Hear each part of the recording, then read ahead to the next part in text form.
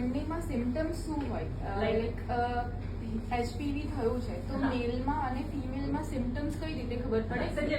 Cancer પહેલા. Yes ફિમેલમાં watts હશે તો આવું પિક્ચર હશે અને એનું ડિસ્ક્રિપ્શન પણ છે કે એમાં શું થાય તો કે બ્રાઉન પિંક સ્વેલિંગ હોય, કોલીફ્લાવર જેવો શેપ હોય, બરાબર, અને એના જુદા જુદા સ્ટેજ હોય. અર્લી સ્ટેજમાં હોય કોલીફ્લાવર જેવું પહેલે દિવસથી ના દેખાય. If it is a long standing તો એવું આમ એકદમ ફંગેટેડ ગ્રોથ જેવું તમને દેખાય કે આમ નાના નાના કે ઉગી નીકળ્યા હોય ને એવું તમને દેખાય.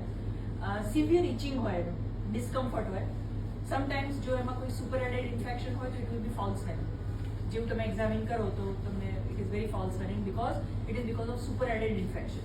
જેનાઇટલ વોટ્સમાં એઝ સચ વાયરલ ઇન્ફેક્શનમાં કોઈ સ્મેલ નથી આવતી, પણ if it is not attended and if the hygiene is not good, it will be super added infection and it will be false smelling. Second thing will be if the patient has warts પણ એને આવું કશું નથી થતું તો there is another way is there could be bleeding after the sexual act. There could be bleeding which should not be there normally, so that could be another indication of genital warts, right?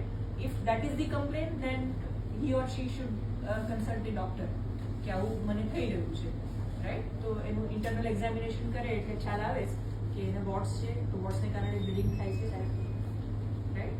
Even cancer can cause bleeding.